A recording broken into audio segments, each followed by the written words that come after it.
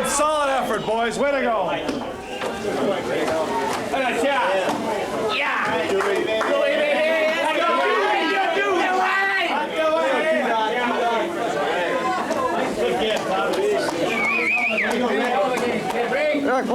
You're not even tired, man. Good job, Billy. Listen, 11 o'clock tomorrow, we're going to go for less than an hour, nice and light. And we're going to have our meeting with Fred next Tuesday. That's great, guys. We're heading towards first place. That's wonderful. Gotta be proud. I thought we controlled the whole second period. You know, they came back with a late power play goal on a questionable penalty. Yeah, you know. And then we came back. I thought we came back in the second period, really banging, playing physical, playing aggressive, and we took the tempo away from them. Or I mean, they didn't really have it, but we really took control of the tempo, and as a result, we won the period 2-0. You know, went in 4-2 after the second, and they really looked like they were getting tired. You know, in the third period, we came out and played some more of the same. Won the third period 3-1. I thought the guys played great. I wasn't busy at all tonight. It was just a really off night for me. It was nice. I was happy with it. You know, I always say that it's important to get the goals certain times of the games. Well, we got the fourth goal at the end of the second period to make a 4-2. That was about the first time of the whole game when I was confident we were going to win. Playing smart hockey, they have confidence in each other. They have confidence that if they make one little mistake, they're not going to get yanked. You know, that they're going to learn from it. Just last night, this arena was filled with cheering and adoring fans. This morning, it's cold, it's lonely. Every muscle aches, every bone is tired, every move an effort. Giving it all you've got is at the heart of the Bruins tradition, and no one personifies that heart and that tradition more than the coach who brought the team he loves to within reach of first place. Terry O'Reilly, the consummate Bruin, brought the team more than competent coaching. He brought them a style and a spirit, and he brought them to the playoffs for the 20th consecutive year. Replacing Butch Goring in the early part of the season, O'Reilly never looked back. No one did. From his appointment forward, things began to turn around, and the Stanley Cup was indeed a real and attainable goal. In an 80-game season, there are more than 100 of these practices to be endured. On days you don't feel like playing, when your body cries, no more, when it's only a voice that comes from within that makes you carry on. This is it, the National Hockey League. You've wanted this all your life.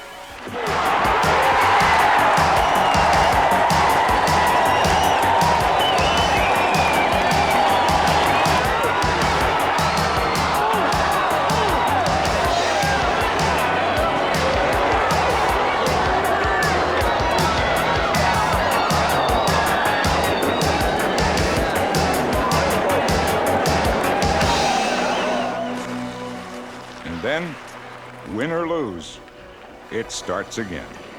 The practice, the grind, the cold.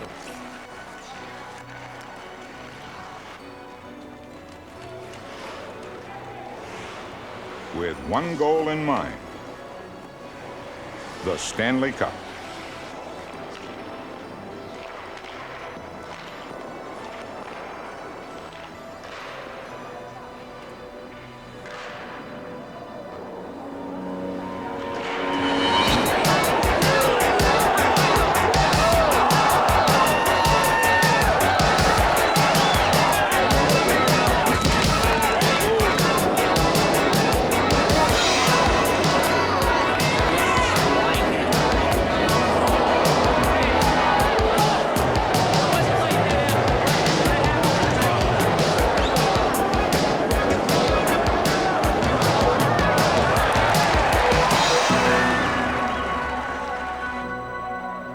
Every goal, the Stanley Cup included, has its price. Monotony, hard work, endless practice again and again.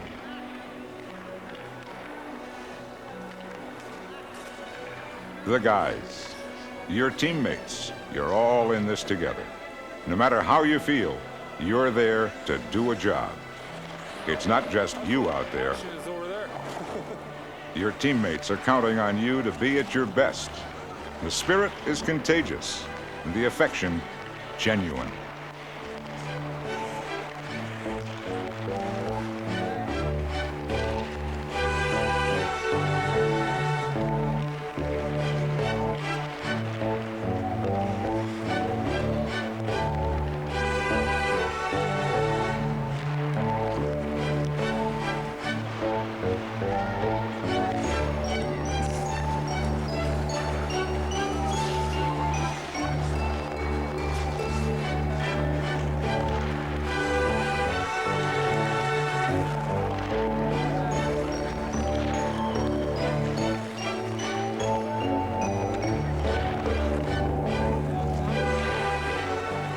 The Bruins enjoy this camaraderie and affection so much, they share it with other teams.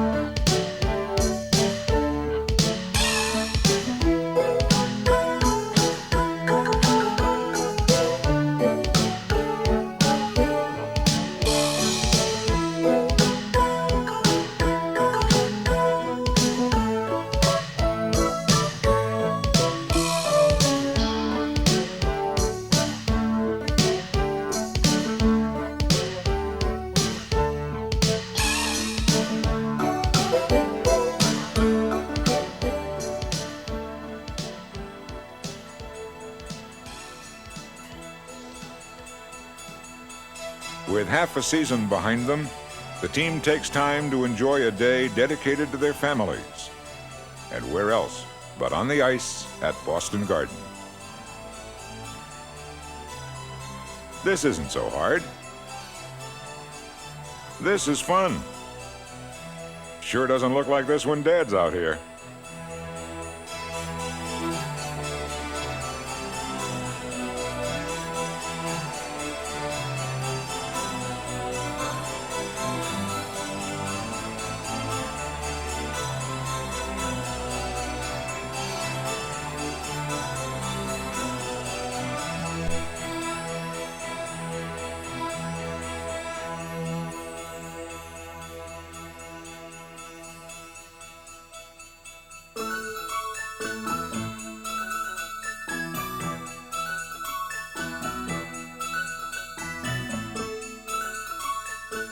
It's easy to give the gift of love to those who are our nearest and dearest.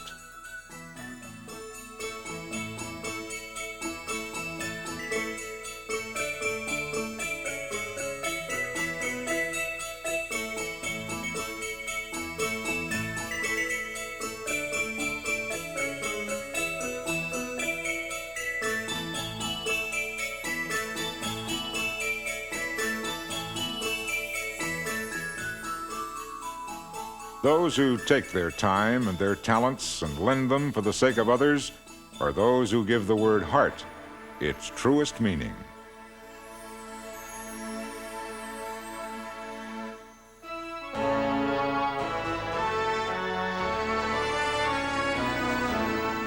Terry O'Reilly in white, John Cuniff in black, as the Bruins face off against each other to raise money to aid in the rehabilitation of young Mike Maruzzi. O'Reilly and Cuniff, both wearing number 24, showed their teammates in a sellout crowd that coaches can still play this game with all the skill and the guts and the determination they expect of their players.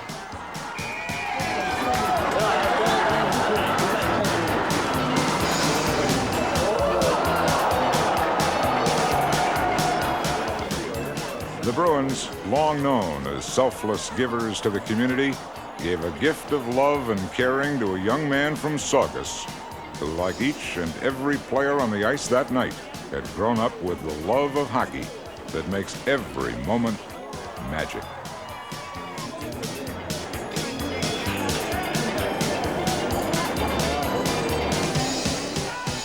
As the bodies flew and frayed, Terry O'Reilly and Jay Miller added a show worth the price of admission. This mock combat brought the fans to their feet.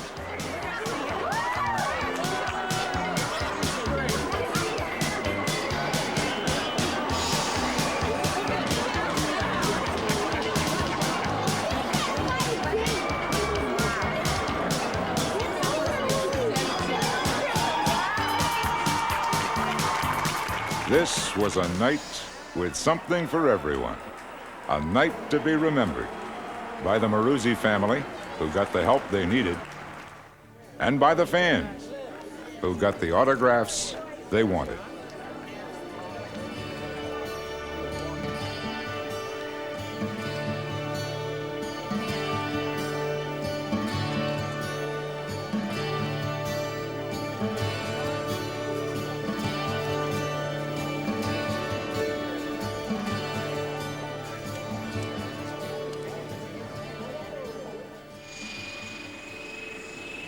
The Bruins spend half their season on the road.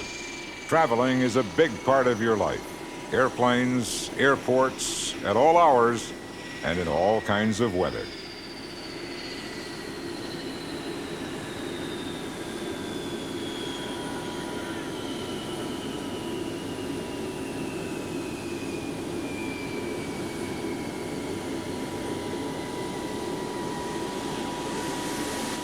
You find yourself fighting the monotony, the boredom. Well, I think boredom is a big part. I think that's one of the things the team really fights when they're on the road. I think, you know, you have so many hours sitting on airplanes or sitting in hotels waiting for a game to start, and it's not like when you're at home where, you know, you can play with one of your kids or do something with your wife, do anything, but when you're on the road, basically you sit in the hotel room and look at the TV or talk with your roommate, and it does start to drag on you. I definitely think you get close to your teammates. You know, you end up eating together a lot. You have a lot of team meals, or you know, you go out together or something like that. So you do get to know each other quite well. Well, I don't think it's as exciting as it was initially. Of course, every time you went to a new city, places I hadn't been to before, but our pattern is somewhat in and out of the airports, in and out of buses.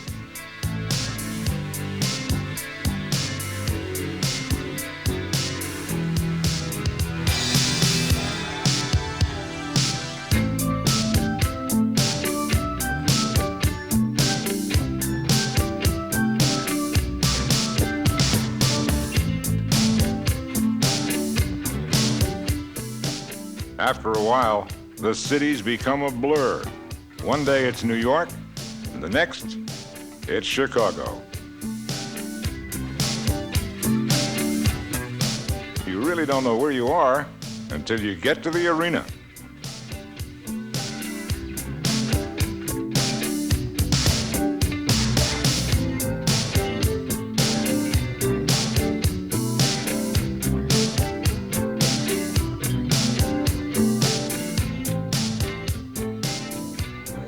Well, I've always liked to go on the road with the guys. It gets a little boring, but you know, I try to talk to the guys, fool around, have a joke or two, and kind of breaks up the day. Because of that, we've been a much closer team, and you spend a lot of time together, and you can't help but get to know one another a lot better. Right, please, sir, yes. Montreal, we're gonna say like my coffee, like I want to win.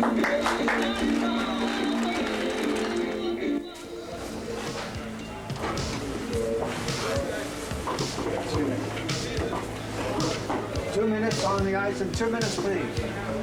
Thank you, sir. Come on, Stevie K. Come on, baby. Start us up. Start us up. Come on, neighbor. Start, baby. Come on. That's a couple minutes.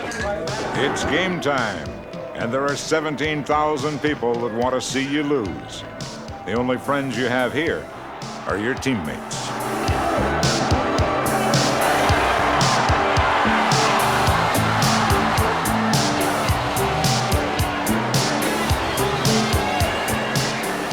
It's the same everywhere. It's not as boring. You can make it anything you wish. It adds a lot of camaraderie. It gives a good opportunity for the guys to stay together and be together. But we've gone out and done a lot of bowling or shooting pool or things of that nature to keep you out of trouble. And obviously you get a good chance to eat in some of the finest restaurants in North America. And of course, one of the finest eating establishments in America is McCarthy's, just for the halibut in Minneapolis.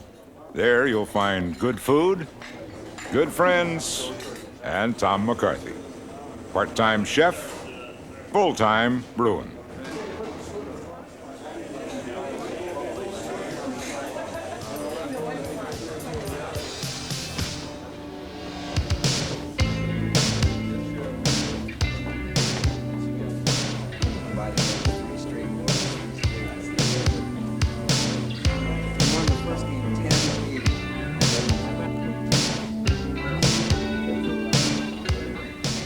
Then you head for home.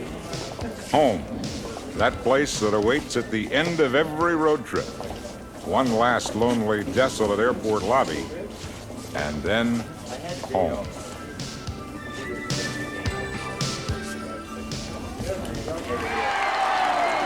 The season that seemed endless in October is over before you know it. It's April, nearly 80 games later. Where has the season gone? The playoffs are assured, and it's time now to recognize the stars and the other heroes.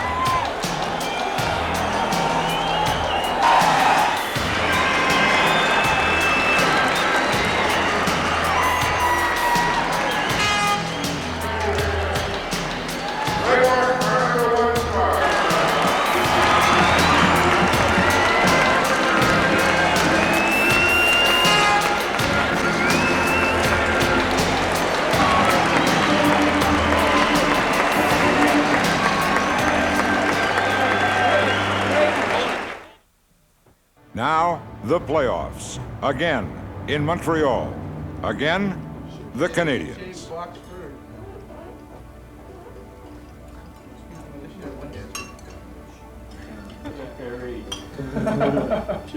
You see Chief behind there. And now, fabulous Fiona. This is it. This is the reason for all the games, all the practices, all those nights in unfriendly arenas, all to get you here and now. The Forum in Montreal. It's as if the season begins again. The slates wiped clean. The Boston Bruins are in town. Take a look at number one. Take a look at number one.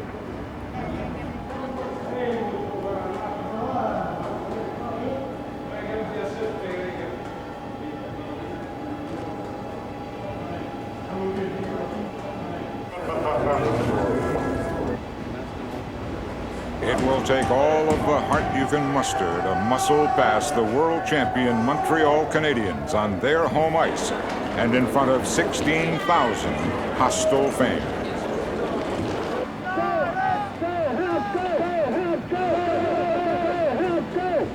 And some not so hostile.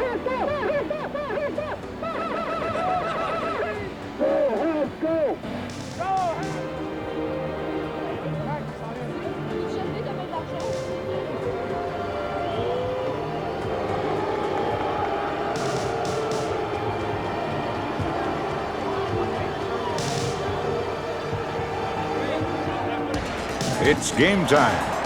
And despite the hard checking of the Bruins, Montreal goes up 3-0.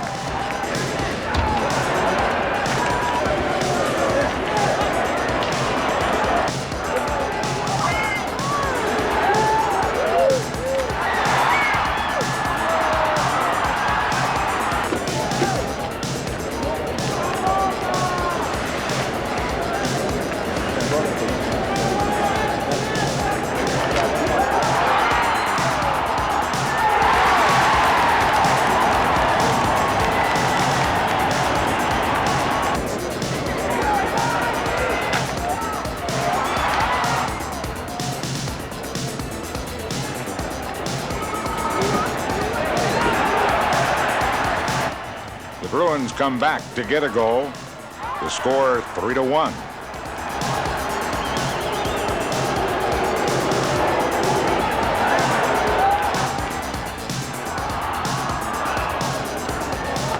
And Montreal gets that right back.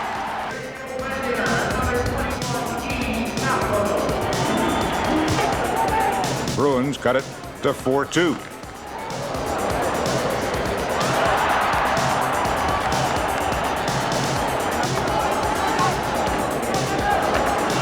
Remarkable goaltending by Montreal's Patrick Roy, and the Canadiens are able to hold the Bruins back from any further scoring.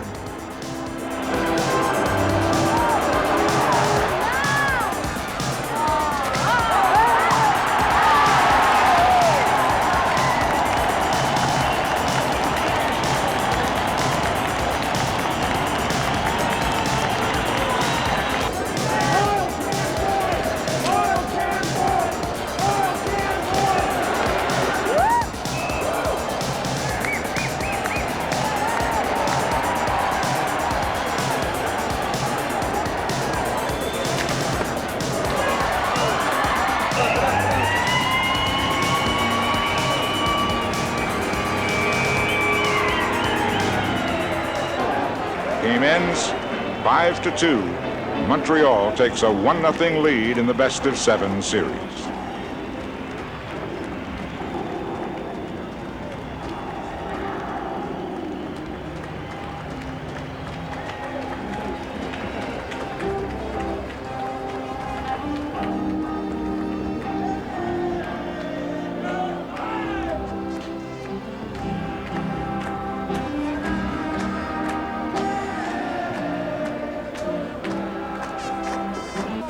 We just got down, and then we came back. We had a great second period to get back in the game, and then we just blew it with 4 minutes left. We gave the puck away twice more in our end, and that cost us 2 goals to put us out of the game. There was no surprises in this game. The only surprises were we didn't play as well as we thought we were going to. And they played a pretty solid game.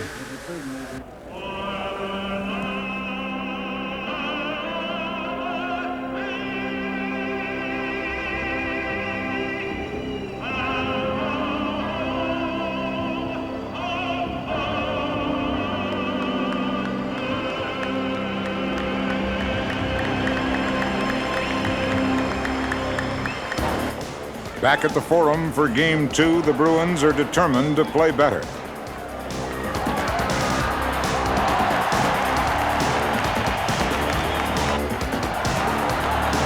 They play well, but Montreal will score first.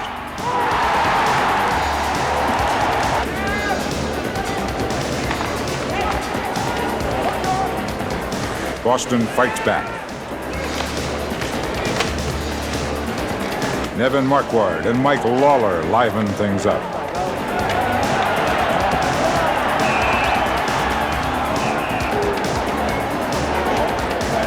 Even with a 2-man advantage, the Bruins drive hard, but can't beat Patrick Roy. Thomas Gradin is on the receiving end from Canadiens' Rick Green. Also gets slashed.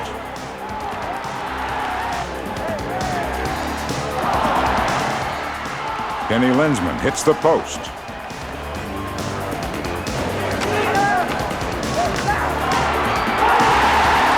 The Canadiens add to their lead, making it 2-0.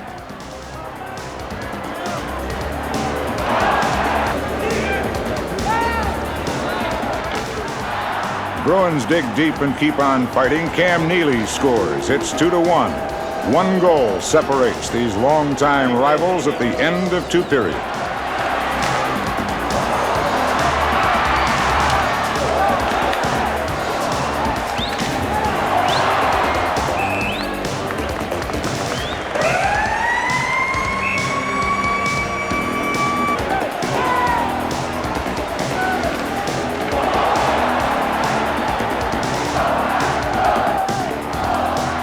In the third period, the Bruins tie it up. Again, Cam Neely.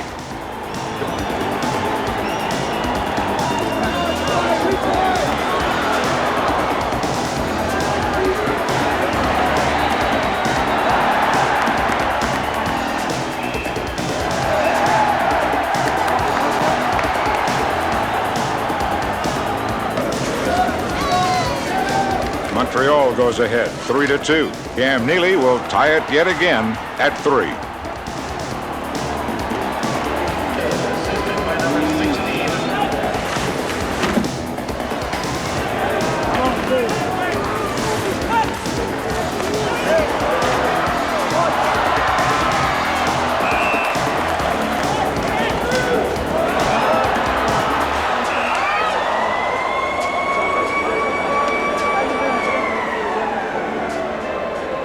Overtime.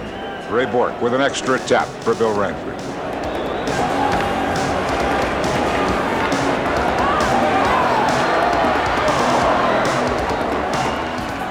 Skating and checking.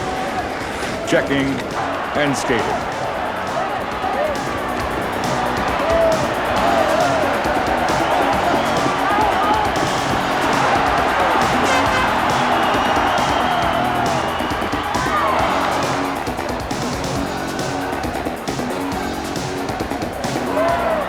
At one end, the Bruins cannot score. At the other end, the Canadiens find a way.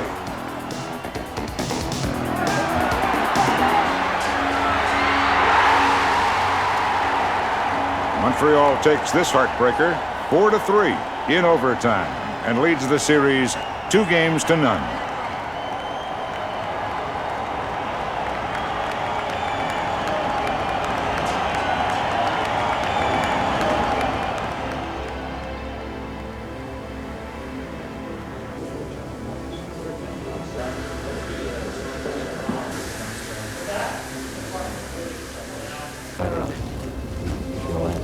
That's playoff hockey. You have to regroup and get ready for the next game.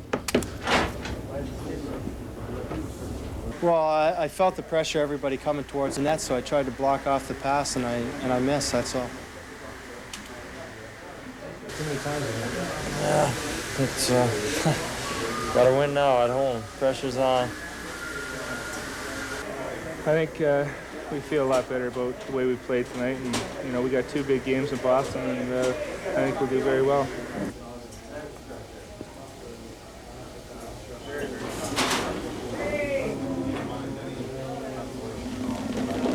Funny thing about broken hearts, it's funny how the smells and the smiles of a welcoming Boston garden can lift hearts and give them the push they need to keep on going.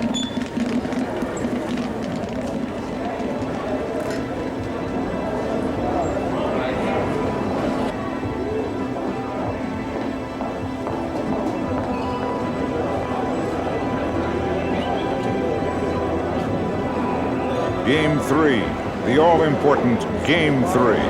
The Bruins ponder the task in front of them. This should be the night.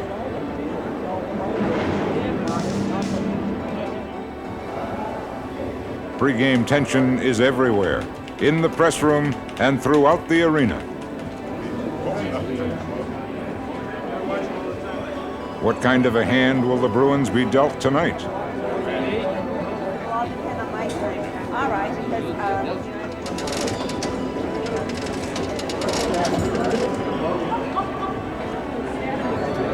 The Bruins have their fans on hand for this one.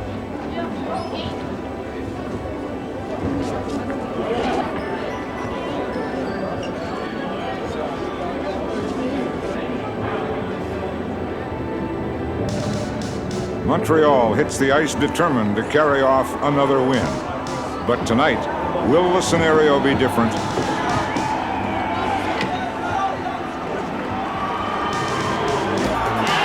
The Bruins score first. This goal for the hometown crowd.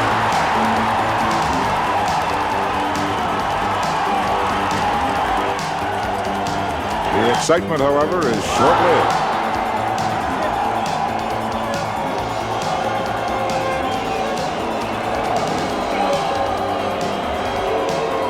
Montreal, following the same script as games 1 and 2, takes the lead and never looks back.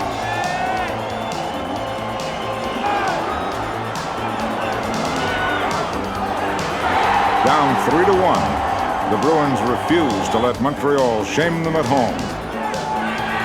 The battle rages. 3-2, the Bruins are within a goal.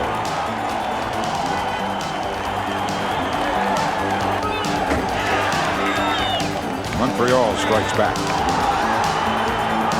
4-2.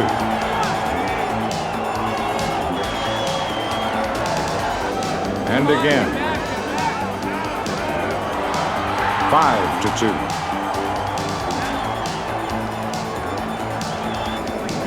The Bruins will close the gap. 5-3.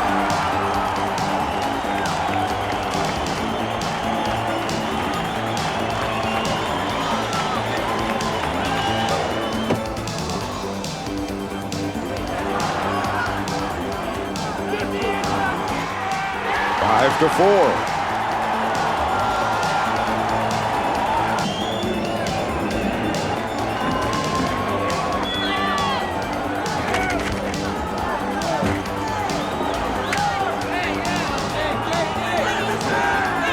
The game ends and Montreal leaves the ice leading the series 3-0. Now it's down to game 4. The Bruins' last chance remains.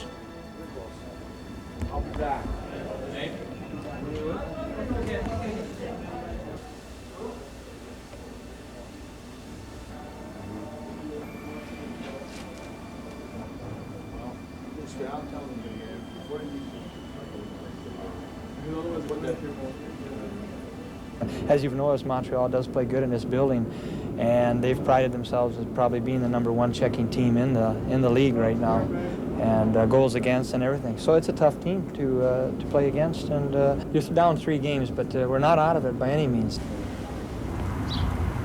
The Bruins spend the day of Game 4 at Colonial in Linfield, relaxing together and giving each other support and strength.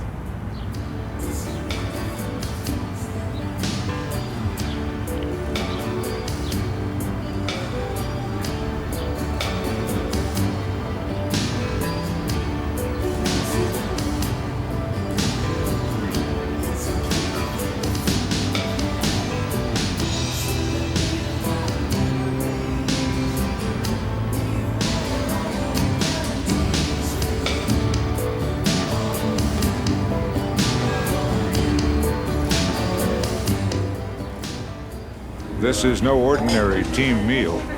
This could be the last of the season. The will to win and extend the series unites them. If they are to do it, they will do it together.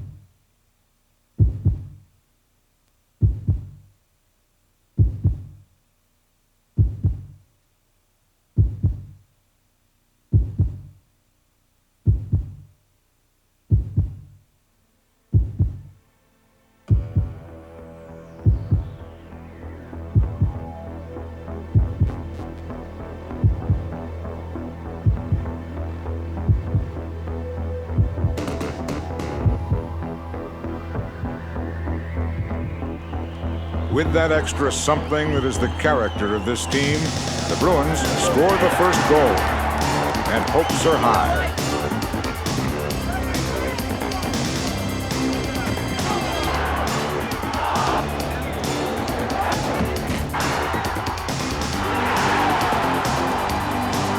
The Canadiens drive back and tied the score at 1 before the end of the first period.